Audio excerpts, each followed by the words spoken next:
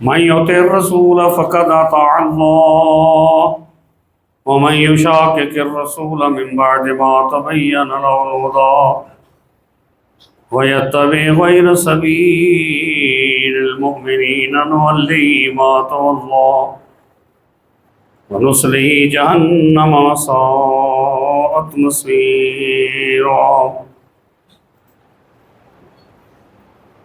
ومن يطع الله ورسوله فأولئك مع الذين أنعم الله عليهم من النبيين والصديقين والشهداء والصالحين وحسن أولئك رفيقا. أما بعد فإن خير الحديث كتاب الله وخير الهدي هدي سيدنا محمد صلى الله عليه وسلم وشر الأمور محدثاتها فإن كل محدثة بدعة وكل بدعة ضلالة وكل ضلالة في النار. رب اشرح لي صدري ويسر لي أمري واحلل عقدة من لساني يفقهوا قولي واجعل لي وزيرا من أهلي. رب اعوذ بك من همزات الشياطين واعوذ بك رب ان يحضرون. سبحانك لا علم لنا الا ما علمتنا انك انت العليم الحكيم. اللهم انفعنا بما علمتنا وعلمنا ما ينفعنا وزدنا علما.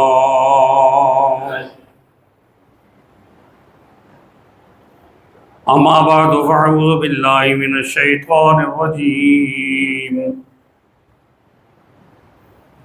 من همزه ونفخه ونفثه. بسم الله الرحمن الرحيم. يا أيها الناس كلوا مما في الأرض حلالا طيبا ولا تتبعوا خطوات الشيطان إنه لكم عدو مبين. إنما يأمركم بالسوء والفحشاء وأن تقولوا على الله ما لا تعلمون.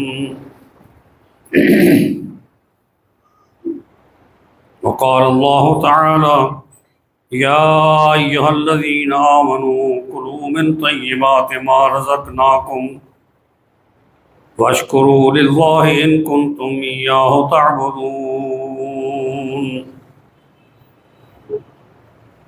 وقال الله تعالى في مقام آخر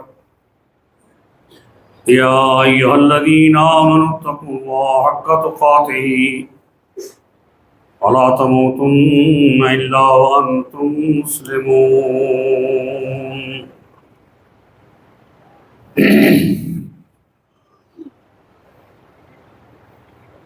اما بعد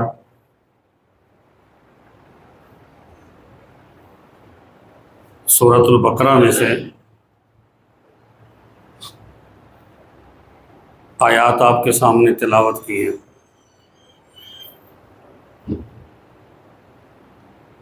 اللہ تعالیٰ فرماتے ہیں کہ اے لوگو کھاؤ اس میں سے جو زمین میں ہے حلال پاکیزہ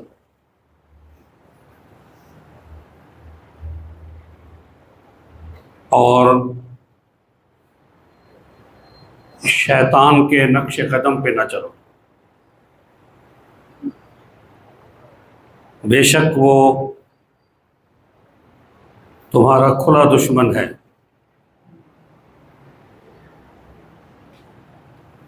اور یہ کہ یقیناً وہ اس بات کے بارے میں حکم دیتا ہے تمہیں برائی کا اور بے حیائی کا، اور یہ کہ تم کہو اللہ پر جو تم نہیں جانتے۔ پھر فرمایا اللہ تعالیٰ نے کہ اے اہل ایمان، پاکیزہ چیزوں میں سے کھاؤ جو ہم نے تمہیں عطا کی ہیں، اور اللہ کا شکر ادا کرو اگر تم صرف اس کی عبادت کرتے۔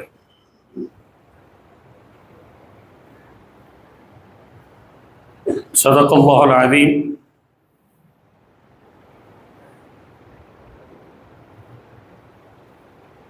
اسی کے ساتھ رسول پاک صلی اللہ علیہ وسلم کی حدیث مبارکہ ہے، انہی آیات کے حوالے سے، ان اللہ طیبا لا یقبل الا طیبا۔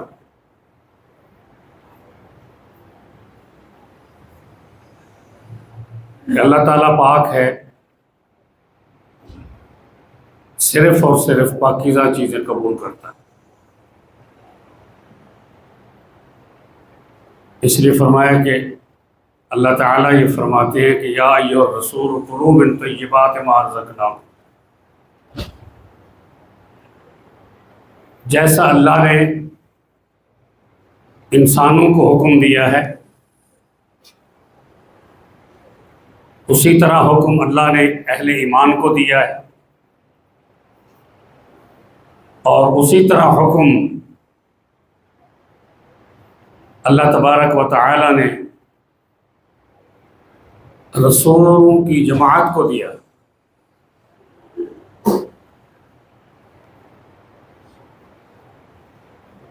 کہ رسول اللہ صلی اللہ علیہ وآلہ وسلم نے یہی فرمایا کہ اللہ تعالیٰ نے حلال اور حرام کو بالکل واضح کر دیا، جس کا کہ ہر مسلمان کو علم۔ ان الحلال بین وان الحرام بین وبینہما امور مشتبہات لا یعلمہن کثیر من الناس۔ اور ان کے درمیان کچھ شک والی چیزیں ہیں جنہیں اکثر لوگ نہیں جانتے۔ فرمایا کہ جو شک والی چیزوں سے بچ گیا فقد استبرأ لدینہ وعرضہ، اس نے اپنے دین کو بھی بچا لیا اور اپنی عزت بھی بچا لی۔ ومن وقع فی الشبہات وقع فی الحرام، اور جو شک والی چیزوں میں پڑ گیا، اس کے استعمال میں پڑ گیا، تو وہ حرام میں پڑ گیا۔ اس چرواہے کی طرح جو اپنے جانور، اپنے ریوڑ دوسرے کی چراگاہ کے حد کے قریب چراتا ہے، اور یہ کہ اس کا جانور کسی بھی وقت دوسرے کی چراگاہ میں داخل ہو کر وہ کھا سکتا ہے، بعینی اسی طرح اللہ نے بھی اپنے حدود مقرر کر دی۔ جیسا کہ بادشاہ کی ایک حد ہوتی ہے، اسی طرح اللہ کی حدود بھی ہیں، اس نے مقرر کر دی۔ اور فرمایا کہ الا فإن فی الجسد مضغہ، کہ یہ بھی جان لو کہ انسان کے جسم میں ایک لوتھڑا ہے، اذا صلحت، اگر وہ تندرست ہے، وہ درست ہے، تو پورا جسم تندرست اور درست رہتا ہے۔ وَإِذَا فَسَدَتْ، اگر وہ بیمار ہے، تکلیف میں ہے، فسد الجسد کلہ، تو تمام جسم بیمار اور تکلیف میں ہوتا ہے۔ فرمایا الا وہی القلب، اور یہ دل ہے۔ صدق رسول اللہ صلی اللہ علیہ وسلم۔ اللہ تبارک و تعالی نے مسلمان کے لیے عبادات کے نظام کو قبول کرنے کے لیے رزق حرام سے منع فرمایا اور رزق حلال کی طرف حکم دی، اور اس کی جستجو میں، اس کی تلاش میں مسلمانوں کو اللہ نے حکم دیا ہے کہ وہ محنت کریں۔ جیسے وہ عبادات میں اللہ تبارک و تعالی کے سامنے اس سے ڈر کر پرہیزگاری کے طریقے کے ساتھ، یقین قلب کے ساتھ اور ایمان خالص کے ساتھ وہ جستجو کرتا ہے، اسی طرح وہ اپنے رزق حلال کے لیے بھی جستجو کرے اور رزق حرام سے بچے، کیونکہ رزق حرام ایک تو اللہ کو قبول نہیں ہے، دوسرا یہ ہے کہ وہ آپ کے عبادات کو ختم کر دیتا ہے، آپ کی عبادات جو ہیں وہ قبول نہیں ہوتی۔ جس کے گھر میں رزق حرام ہے، جس کے پاس رزق حرام ہے، اور جس کے نظام میں رزق حرام ہے، اور ان کی پرورش رزق حرام سے ہو رہی ہے، تو اللہ تعالیٰ اس کی دعا کو قبول نہیں فرماتا۔ رسول اللہ صلی اللہ علیہ وسلم نے فرمایا کہ ایک مسافر کا آپ نے ذکر فرمایا، یطیل السفر، جو بڑا لمبا سفر کر کے آ کے بیٹھا ہے، اشعث اغبر، اس کے بالوں پر دھول ہے، مٹی ہے، اس کے بال غبار آلود ہو چکے ہیں، یمد یدیہ الی السماء، وہ اپنے ہاتھ آسمان کی طرف بلند کرتے ہوئے اللہ کو پکارتا ہے، یا رب یا رب۔ رسول اللہ صلی اللہ علیہ وسلم نے فرمایا وَمَطْعَمُهُ حَرَامٌ وَمَشْرَبُهُ حَرَامٌ وَغُذِيَ بِالْحَرَامِ، کہ اس کا کھانا حرام کا ہے، اس کا پینا حرام کا ہے، اور اس کی پرورش حرام کے مال سے ہو رہی ہے۔ فَأَنَّىٰ يُسْتَجَابُ لِذَٰلِكَ، تو اللہ تعالیٰ اس کی دعا کو کیسے قبول فرمائے؟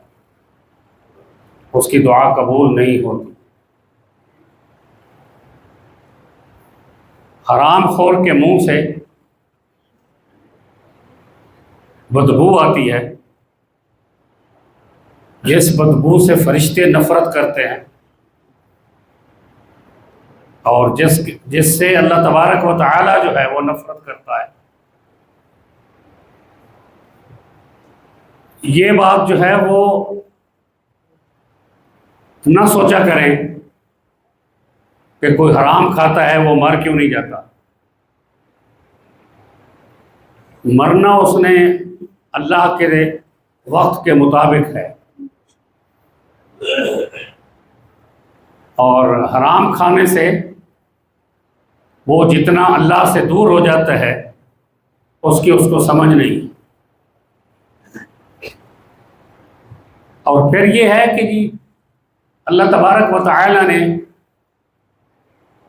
ہمیں یہ حکم دیا ہے کہ دنیا میں بہت ساری چیزیں ہیں، وہ بہت ساری چیزیں آپ کے لیے حلال نہیں ہیں۔ حلال وہ چیزیں ہیں جو اللہ نے اپنے رسول کے ذریعے تمہیں بتائی۔ فرمایا کلوا من طیبات ما رزقناکم، کہ ان چیزوں میں سے کھاؤ جو پاکیزہ ہیں، جو ہم نے تمہیں دی ہیں۔ واشکروا للہ، اور یہ کہ اللہ کا شکر ادا۔ اس کا معنی یہ ہے کہ عبادت کرو تو رزق حلال کھا کر کرو، دعا مانگو تو رزق حلال کھا کر دعا مانگو، اور اللہ تعالیٰ سے صحت مانگو تو رزق حلال کھا کر مانگو، اللہ سے اس کی رحمت مانگو تو رزق حلال کھا کر مانگو۔ حرام اور مشکوک چیزوں سے بچنا ضروری ہے۔ اگر اس کے استعمال سے آپ احتیاط نہیں کرتے ہو تو عبادت قبول نہیں ہوتی۔ بہت زیادہ احتیاط کی ضرورت ہے۔ ایک حدیث ہے، رسول اللہ صلی اللہ علیہ وسلم کے بستر مبارک پر کھجور کا ایک دانہ پڑا تھا۔ حضرت حسین رضی اللہ تعالیٰ عنہ آئے، بچے تھے، انہوں نے وہ کھجور کا دانہ اٹھا کر منہ میں ڈال دیا، تو آپ صلی اللہ علیہ وآلہ وسلم نے اسے فرمایا کہ اے حسین، اپنے منہ سے یہ دانہ نکالو کھجور کا، کیونکہ میں ابھی صدقے کی کھجور جو ہے وہ غرباء اور مساکین میں تقسیم کر کے آیا ہوں۔ ہو سکتا ہے کہ یہ کھجور وہی بچی ہوئی ہو جو میرے کپڑے کے ساتھ لگ کے یہاں آ گئی ہے، اس لیے احتیاط کی ضرورت ہے، کیونکہ ہمارے خاندان پہ ہمارے اوپر صدقہ جو ہے وہ حرام ہے، حلال نہیں ہے۔ یہ کتنی اعلیٰ چیز ہے جو رسول اللہ صلی اللہ علیہ وسلم نے یہ فرمائی کہ احتیاط، کہ کس طرح آپ نے حلال کے لیے جستجو کرنی ہے۔ اس لیے قرآن میں سورۃ البقرہ میں فرمایا، جہاں روزے کے احکامات ہیں، اللہ تبارک و تعالیٰ نے اس میں اگلی آیات میں یہ فرمایا کہ لا تاکلوا اموالکم بینکم بالباطل وتدلوا بها الى الحکام لتاکلوا فریقا من اموال الناس بالاثم وانتم تعلمون۔ ایک دوسرے کے مال جو ہے وہ ناجائز طریقے سے نہ کھایا کرو، اور نہ ہی حکمرانوں کو اور فیصلہ کرنے والوں کو، ججز کو رشوتیں دے کر دوسروں کا مال اپنے حق میں کرا لیا کرو، تاکہ دوسرے کا مال ناجائز طریقے سے تم اپنے حق میں کرا لو اور پھر خوش ہو جاؤ کہ میں نے فلاں کا مکان ہڑپ کر لیا، فلاں کی زمین ہڑپ کر لی، بھائی کا مال جو ہے وہ اپنے نام کرا لیا، اور ورثہ جو ہے بہنوں کو نہیں دیا، میرا مال بڑھ گیا ہے، میں نے یہ کر لیا، میں نے وہ کر لیا، اب میں نے اتنا بنا لیا۔ تو فرمایا کہ ناجائز طریقے سے اپنے حق میں فیصلے حکام سے نہ کروایا کرو۔ اور یہ کئی طریقے ہوتے ہیں حکام کو اس کی طرف مائل کرنے کے، جس سے کہ پورے معاشرے میں، پورے علاقے میں، پورے ملک میں افراتفری آ جاتی ہے اور بے حسی اور بے حیائی پورے ملک میں پھیل جاتی ہے، کیونکہ اللہ نے قرآن میں یہی فرمایا کہ وَلَا تَتَّبِعُوا خُطُوَاتِ الشَّيْطَانِ، شیطان کے نقش قدم پہ نہ چلو، کیونکہ شیطان جو ہے وہ تمہارا کھلا دشمن، وہ حرام طریقے سے، بے ایمانی سے، بے حیائی سے وہ تمہارے ساتھ ہوتا ہے۔ کیا فرمایا؟ انما یامرکم بالسوء والفحشاء،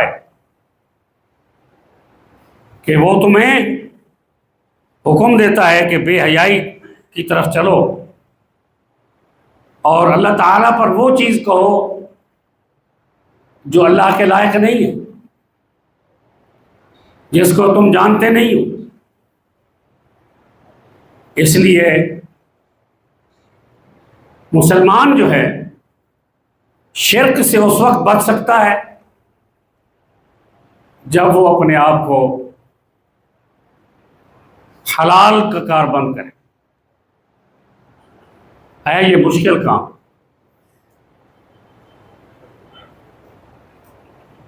آپ یہ دیکھیں کہ آپ کو پورے علاقے میں، پورے معاشرے میں کہیں دودھ خالص ملتا ہے، 3 اور 4 ریٹ لگے ہوتے ہیں۔ یہ 150 روپے کلو ہے، یہ 180 روپے ہے، یہ 200 ہے، اور یہ 240 روپے کی گڈوی ہے، اور اس پہ لکھا ہوتا ہے اللہ کی قسم خالص ہے۔ کہیں بھی خالص نہیں۔ خالص دودھ اللہ تعالیٰ بناتا ہے، کہ اللہ یہ فرماتا ہے کہ من بین فرث و دم لبنا خالصا سائغا للشاربین، کہ جانور گھاس کھاتا ہے، اپنی مرضی کی چیزیں کھاتا ہے، اس میں سے خون بنتا ہے، اس میں اس کا گوبر بنتا ہے، اور اللہ تعالیٰ اس میں سے دودھ بھی بناتا ہے جو خالص دودھ ہے۔ گوبر دودھ میں مکس نہیں ہوتی، خون دودھ میں مکس نہیں ہوتا، لیکن جب انسان کے ہاتھ میں آتا ہے اس میں ہر شے مکس ہو جاتی ہے، اور اس سے پہلے وہ جانور کو انجیکشن لگا دیتا ہے زہر کا، زہریلا انجیکشن لگا دیتا ہے۔ اب وہ یہ سمجھتا ہے کہ جی میں نے پیسہ کما لیا ہے۔ میں اپنی آنکھوں سے دیکھتا ہوں، جہاں میں رہتا ہوں وہاں پہ کچھ لوگ آتے ہیں دودھ دینے والے، کئی بار ان کو میں نے دیکھا ہے گلیوں کے کونے میں چھپ کے، صبح واک کے وقت جو نظر آتے ہیں وہ اتنے سے لفافے لے کر آتے ہیں شاپر بیگ میں، وہ آ کر اس کے اندر ڈالتے ہیں، اور پھر پانی وہیں سے بھرتے ہیں، اور پھر دودھ دوسرے سے نکالتے ہیں، پھر اس کے اندر اس کو مکس کرتے ہیں، پھر لوگوں کے گھروں میں دیتے ہیں، بچوں کو زہر گھول کر، لوگوں کو زہر گھول کر، وہ چیزیں ملا کر جو اللہ نے جانور کے پیٹ میں نہیں ملنے دی، وہ ملا کر لوگوں کو دیتے۔ اور پھر ان کا عقیدہ کیا ہے؟ جو بات میں آپ سے عرض کر رہا ہوں کہ وہ اللہ کے بارے میں وہ چیز کہتے ہیں جو نہیں کرنی چاہیے، جس کا ان کو علم نہیں۔ وہ یہ کہتے ہیں کہ ایک دن مہینے میں چاند کی 11 تاریخ کو 11ویں دے دیں گے، ہمارا سارا گناہ جو ہے وہ ختم ہو جائے گا۔ یہ نہیں ختم ہوتا، حرام جو ہے وہ ختم نہیں ہوتا جب تک کہ توبہ نہ کریں اور اصلاح کر کے اپنی اصل کی طرف نہ آئیں۔ اور وہ بھی وہ چیز جو شیطان ان کو سکھاتا ہے، یامرکم میں، کہ وہ تمہیں حکم دیتا ہے کہ اللہ کے ساتھ شریک بناؤ۔ اور یہ شریک کیوں بنائے جاتے ہیں؟ اس لیے بنائے جاتے ہیں، وہ کہتے ہیں جی ہماری عزت ہو، اس میں ہمارا مقام بنے، اور بڑے بڑے پیر اور بزرگ بن کر، بڑے بڑے عہدیدار بن کر وہ جا کر قبروں پر حاضریاں دیتے ہیں اور وہاں چڑھاوے چڑھاتے ہیں، اور غیر اللہ کے نام پر جو ہے وہ تقسیم کرتے ہیں۔ پھر وہ کہتے ہیں جی اس سے ہماری عزت ہوئی ہے عوام میں، ان کی عزت نہیں ہوئی۔ اللہ فرماتا ہے وَلِلَّهِ الْعِزَّةُ وَلِرَسُولِهِ وَلِلْمُؤْمِنِينَ، کہ عزت جو ہے وہ اللہ کے لیے ہے اور اس کے رسول کے لیے ہے۔ اور فرمایا کہ منافق جو ہیں وہ اس چیز کو نہیں سمجھتے اور نہ ہی وہ اس چیز کو جانتے. اس لیے یہ چیزیں انسان اپنی عزت نفس کے لیے شیطان ان کو سکھاتا ہے، کیونکہ اللہ نے تو یہی فرمایا کہ انما حرم علیکم المیتۃ والدم ولحم الخنزیر وما اہل بہ لغیر اللہ. جو اللہ کے علاوہ دوسروں کے لیے چڑھائے جاتے ہیں، دوسروں کے لیے ذبح کیے جاتے ہیں، وما ذبح علی النصب، اور غیر اللہ کے لیے سارا کچھ کیا جاتا ہے، حلال کو حرام کر دیا جاتا ہے. اور اللہ کے ساتھ جو معاہدہ ہے لا الہ الا اللہ محمد الرسول اللہ کا، اس کے خلاف کر. ایک موٹر سائیکل مکینک، ایک گاڑی کا مکینک جب کوئی نئی چیز ڈال کے دیتا ہے تو وہ پرانی چیز اپنے پاس رکھ لیتا ہے، اور وہ یہ سمجھتا ہے کہ یہ اس کے لیے تو یہ بیکار ہے، وہ اس کو پھر کچھ داموں میں بیچ دیتا ہے. اور انجن کا آئل نکالتا ہے، وہ جمع کر لیتا ہے، انجن آئل لینے والا اس کے پاس آ جاتا ہے، وہ اس کو بیچ دیتا ہے. اپنی قیمت، اپنی محنت وہ لے لیتا ہے، لیکن جو مالک کی چیز ہے اس کو پھر بیچ دیتا ہے، اور وہی سمجھتا ہے کہ میرے لیے حلال ہے. حلال نہیں، یہ چیز حلال نہیں ہے اس کے لیے. اس چیز کو اس سے مائنس کرے اپنی محنت سے، اور مالک سے اجازت لے کہ جی میں نے یہ بعد میں بیچنا ہے، یہ میرا بک جائے گا، لہذا اس کی قیمت اتنی میں آپ کو دوں گا. ایک چھوٹی سی چیز جو ہے جس کو وہ سمجھتا ہے کہ میرے لیے حلال ہے، حلال نہیں. کتنی زبردست اس میں ضرورت ہے کہ آپ احتیاط کریں کہ آپ کے پاس کون سی چیز آ رہی ہے. مجھے ایک دوست کسی آفس میں لے کے گئے کہ جی ہاں میرا دوست رہتا ہے، بیٹھتا ہے تو ہم سلام دعا کر رہے تھے، میں نے کہا چلے. وہاں پہ ایک صاحب بیٹھے ہوئے تھے، وہ بظاہر بالکل اوپنلی رشوت لے رہے تھے، اور ایک بندے نے آ کے کہا جی یہ آپ کا. اس نے کہا جی اس سے تو 20,000 کم ہے. کہنے لگا جی میں کل آ کے دے دوں گا. کہنے لگا نہیں، کاغذ تمہیں کل ہی ملے گا. تمہیں خدا کا خوف نہیں ہے کہ تم میرے 20,000 کھا رہے ہو؟ یعنی وہ بندہ جو رشوت لے رہا ہے، وہ رشوت دینے والے کو خدا کا خوف دلا رہا ہے کہ یہ میرا حق ہے، مجھے دو، میں یہ لوں گا. یہ میرے سامنے ہوئی بات. اور پھر میں نے وہاں سے اس دوست سے اجازت لی. میں نے کہا جی میں اس جگہ پہ تو نہیں بیٹھ سکتا، کیونکہ جو چیزیں انہیں وہاں ہمارے سامنے رکھی کہ آپ یہ کھائیں، میں نے کہا جی میں تو یہ نہیں کھا سکتا. اب آپ اس چیز کا اندازہ کریں کہ جس عملے میں، جس آفس میں، جس ملک میں، اور جن جگہوں پر عوام کا یہ حق ہے کہ ان کو ان کی چیز یا ان کا حق ان کو ملے، قانون کے مطابق وہ نہیں ملتا، تو تدلو بہا الی الحکام، کہ حکام کو رشوتیں دے کر ان سے اپنا کام کروانا. اس میں ایک مظلومیت کا بھی عنصر آ جاتا ہے، اس پر بات کرنے کا انشاءاللہ بعد میں کریں گے، وقت نہیں ہے. لیکن جس چیز پر میں فوکس کر رہا ہوں وہ یہ ہے کہ آپ کو بازار کے اندر، مارکیٹس کے اندر کسی جگہ پر خالص چیزیں نہیں ملتی. خالص چیزیں ہیں ہی نہیں، ملتی ہی نہیں. اور پھر یہ ہے کہ جتنے بھی بزنس مین ہیں، دکاندار ہیں، وہ ایک دوسرے سے حسد کرتے ہیں. آفیسز میں جیلسی ہوتی ہے. پورے علاقے میں یہ چیز پھیلی ہوئی. اب جب یہ چیز ہے تو پھر آپ بتائیں کہ اللہ تعالیٰ عبادت کیسے قبول کرے؟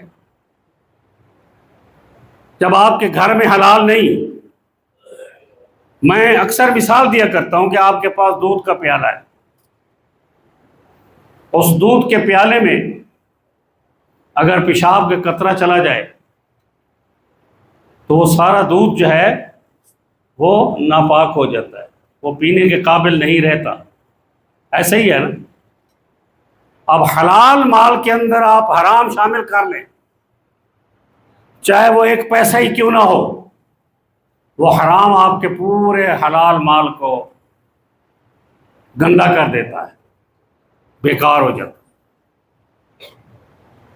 ہوٹلوں میں، بڑے بڑے ریسٹورانٹس یا ان میں، اور یہ جو پیک کھانے آپ کو ملتے ہیں غیر ملکی، KFC اور میکڈونلڈ اور اس طرح کے جتنے بھی یہ کھانے پکانے والے اور کھانا گھر تک پہنچانے والے جتنے بھی ہیں، ان میں سب حرام بکتا ہے، کوئی بھی حلال چیز نہیں ہوتی۔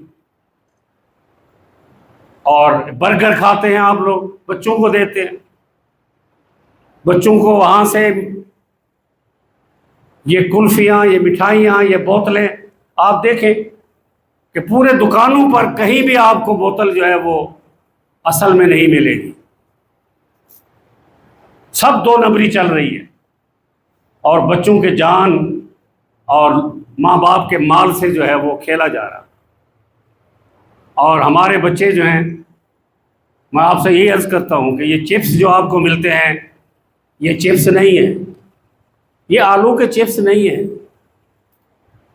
اس چپس کو آپ ذرا آگ پہ جلا کے دیکھیں کہ اس سے کیا نکل رہا ہوتا ہے، پھر آپ کو نظر آئے گا۔ یہ چپس جو ہے وہ بچوں کے لیے کینسر ہے۔ کراچی میں بہت سارے بچے جو ہیں کینسر کا شکار ہو گئے ہیں ایسی چپس کھانے کی وجہ سے، برگر کھانے کی وجہ سے۔ معدے جو ہیں وہ ختم ہو گئے ہیں، جگر ختم ہو گئے ہیں۔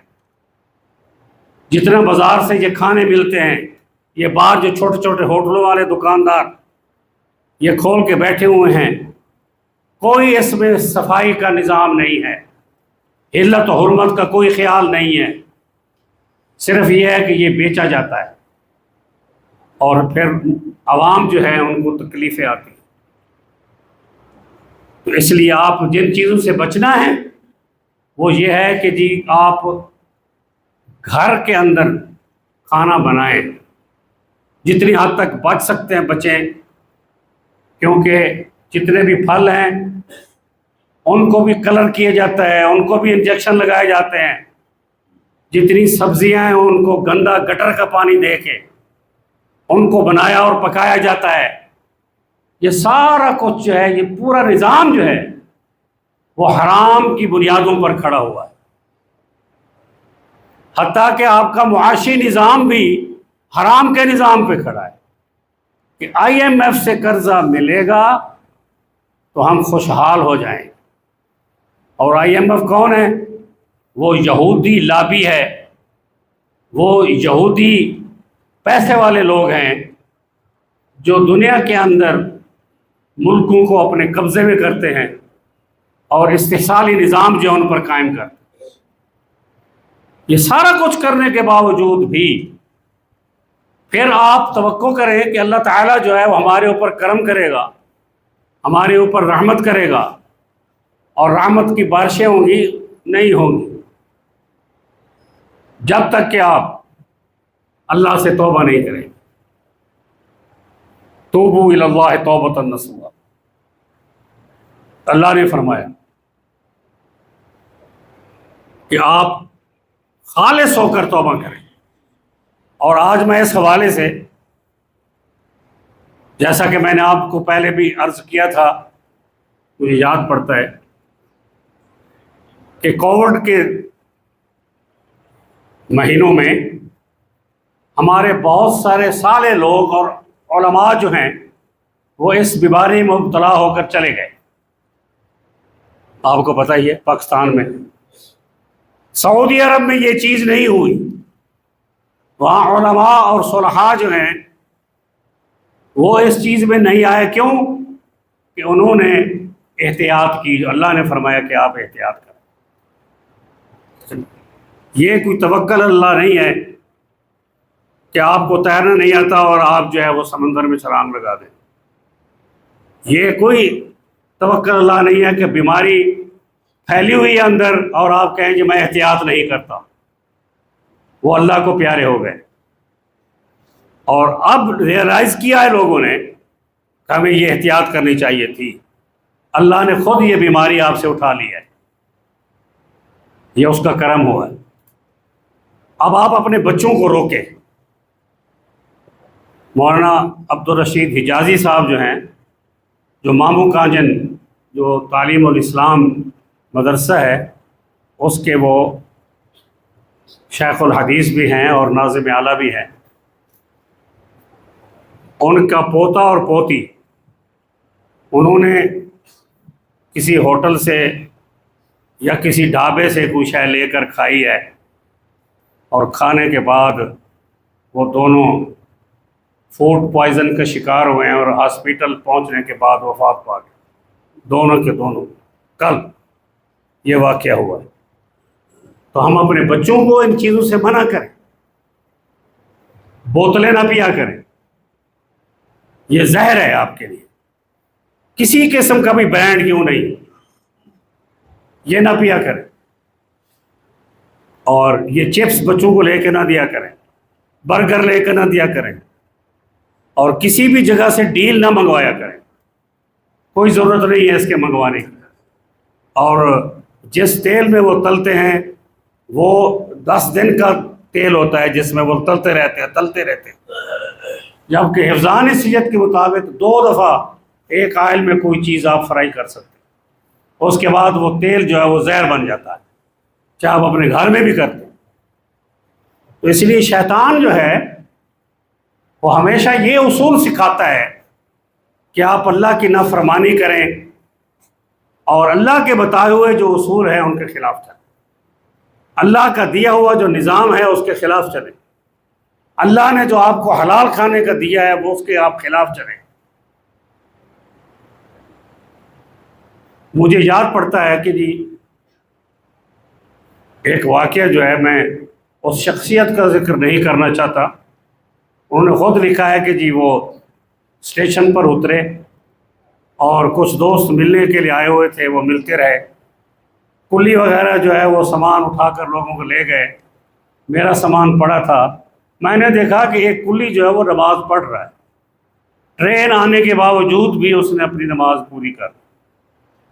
نماز پوری کرنے کے بعد میں نے اس کو بلایا، اس نے میرا سامان اٹھایا، اسٹیشن سے باہر لے گیا اور میں نے اس کو 1 روپیہ دیا۔ اس وقت کی بات ہے جب 1 روپیہ آپ کا جو ہے وہ بڑے ویلیوبل ہوتا تھا۔ تو اس نے مجھے کہا نہیں جناب، میرا 8 آنے حق بنتا ہے، یہ 1 روپیہ نہیں بنتا، مجھے آپ 8 آنے دیں، یہی میرے لیے حلال ہے۔ تو یہی فرمایا اللہ تبارک و تعالی نے، کلوا من طیبات ما رزقناکم واشکروا للہ۔ اگر تم اللہ کی عبادت کرتے ہو، اللہ کا شکر ادا کرتے ہو، کھانا کھانے سے پہلے بسم اللہ پڑھتے ہو، کھانا کھانے کے بعد الحمدللہ پڑھتے ہو، اور جس کا کھانا کھایا ہے اس کے لیے دعا کرتے ہو کہ اللہم آت من اطعمنا واسق من سقانا وبارک لہم فیما رزقتہم۔ اس لیے اپنے گھر کی چیزیں جو ہیں صاف ستھری ہوتی ہیں۔ آپ کسی ہوٹل میں جا کے بیٹھے ہیں تو وہاں کی کراکری آپ کو یہ یقین نہیں ہے کہ وہ صاف ستھرے پانی میں جو ہے وہ دھوئی گئی ہے اور وہ بنائی گئی ہے، اپنے آنکھوں سے آپ دیکھتے رہتے ہو۔ آپ ایک بہت اچھے ریسٹوران میں جا کے بیٹھے ہیں، ایک ٹیشو لیں اور وہ جو پلیٹ آپ کے سامنے رکھ گیا ہے اس کو ٹیشو کو اس پلیٹ کے اوپر یوں ماریں زور سے، آپ کو پتہ چل جائے گا کہ یہ پلیٹ کتنی صاف ستھری ہے۔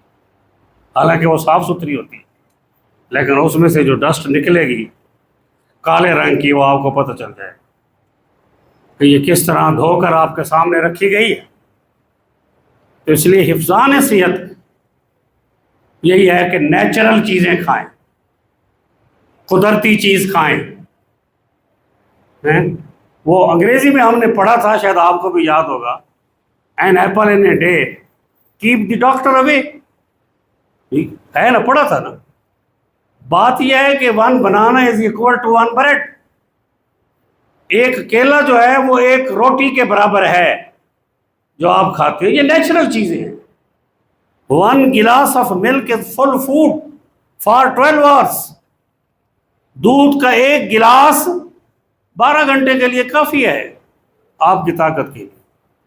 3 کھجور کے دانے اور 1 پیالہ دودھ کا آپ کی فل خوراک ہے. آپ کو کچھ نہیں ہوتا. حضور صلی اللہ علیہ وسلم نے کتنی گندم کھائی ہے زندگی میں، آپ خود فیصلہ کریں. ہم کہتے ہیں جی آٹا مہنگا ہے، آٹا نہیں ملتا. یہ کیوں آپ کے کھانے کی چیز ہے؟ حضور صلی اللہ علیہ وسلم نے چاول کتنے کھائے ہیں زندگی میں؟ حلال ہیں، یہ نہیں ہے کہ یہ حرام ہے، منع نہیں ہے، لیکن ہے کہ ہر چیز وہ کھاؤ جو رسول اللہ صلی اللہ علیہ وسلم نے فرمایا کہ کھانے کے 3 حصے کرو.